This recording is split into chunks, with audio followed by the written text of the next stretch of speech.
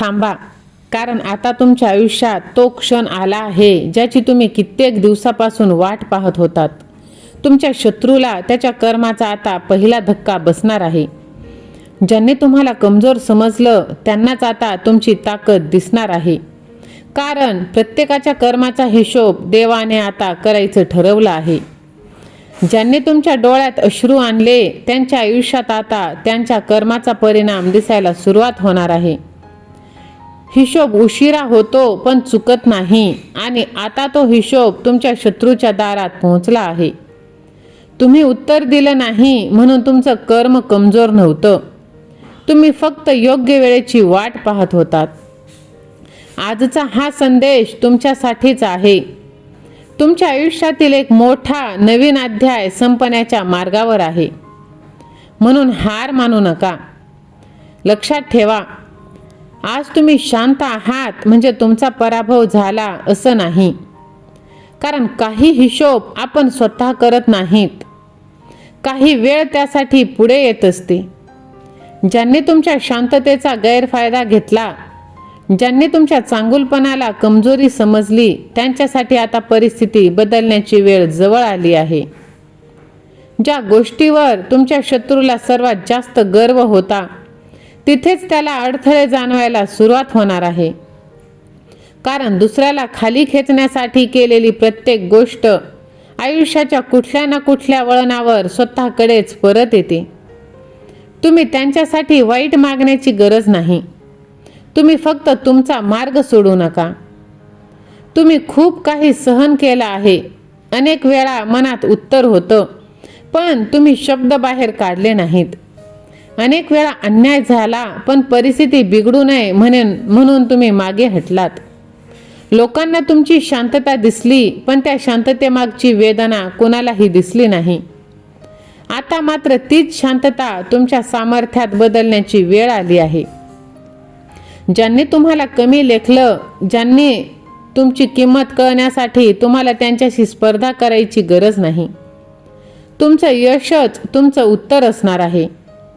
तुम्ही ज्या दिवशी स्वतःवर विश्वास ठेवून पुढे चालायला सुरुवात कराल त्या दिवशी तुमच्याबद्दल बोलणाऱ्या लोकांची संख्या कमी होईल आणि तुमच्या कामाबद्दल बोलणाऱ्यांची संख्या वाढेल.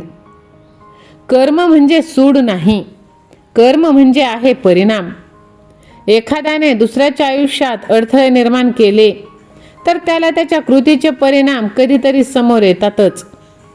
म्हणून तुमचं लक्ष शत्रू काय करतोय यावर ठेवू नका. तुमचं लक्ष तुमच्या आयुष्यावर ठेवा.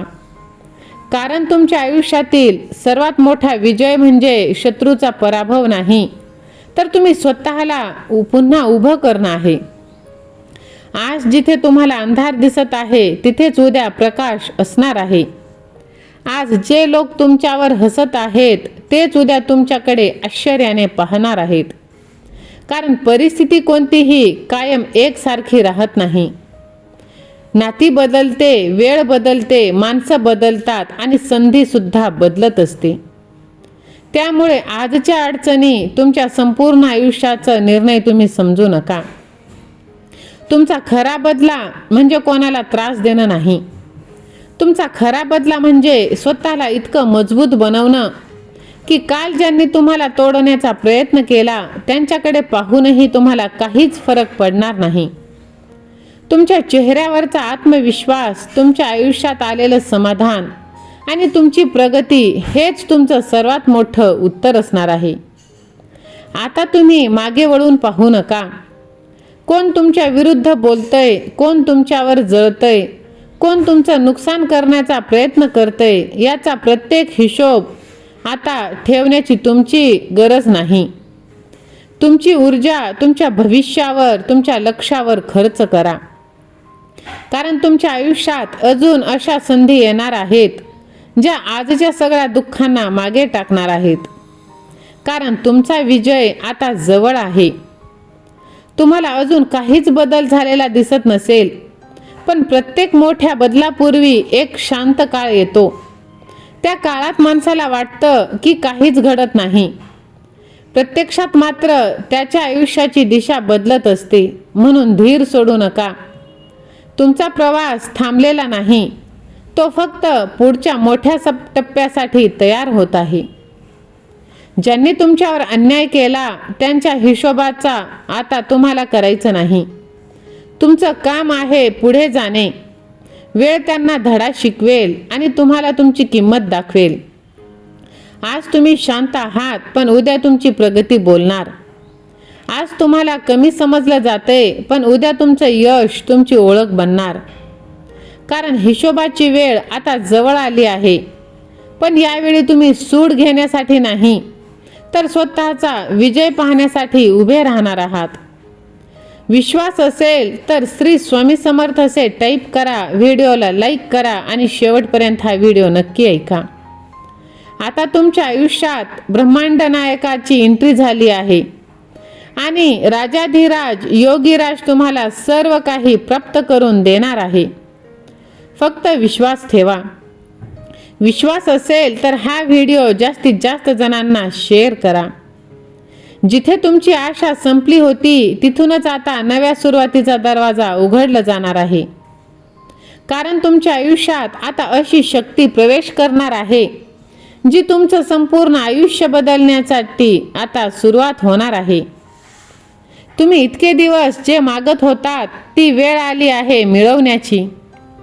तुमच्या आयुष्यातील अडथळे कायमचे नाही, तर आता कायमचेच दूर निघून जाणार आहेत.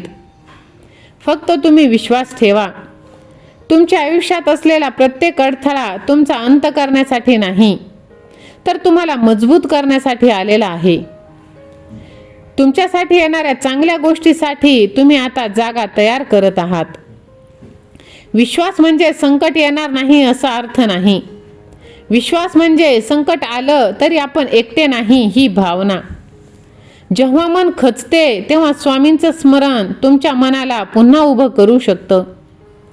परिस्थिती एका क्षणात बदलतेच असं नाही, पण तुमची विचार करण्याची शक्ती बदलली तर परिस्थितीशी लढण्याची ताकद तुम्हाला मिळते.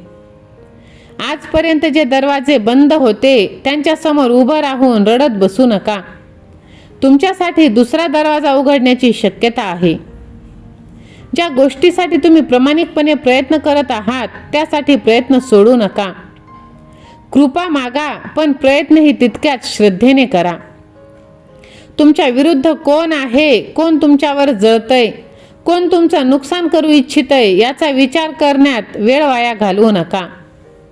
ज्याचं मन ध्येयावर केंद्रित असतं त्याला प्रत्येक विरोधकापेक्षा स्वतःची प्रगती मोठी वाटते.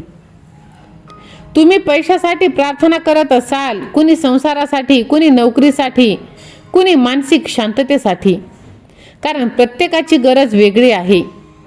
मला हे मिळालं पाहिजे यापेक्षा माझ्यासाठी जे योग्य आहे त्याचा मार्ग दाखवा अशी प्रार्थना करा. कारण कधीकधी आपण मागतो त्यापेक्षा जीवन आपल्याला वेगळं आणि अधिक योग्य असं देतं. म्हणून कृपा म्हणजे चमत्काराची वाट पाहणं नाही. कृपा म्हणजे योग्य मार्गावर चालण्यासाठी मिळणारी अंतशक्ती. आजची परिस्थिती ही कायम राहणार नाही. विश्वास ठेवा.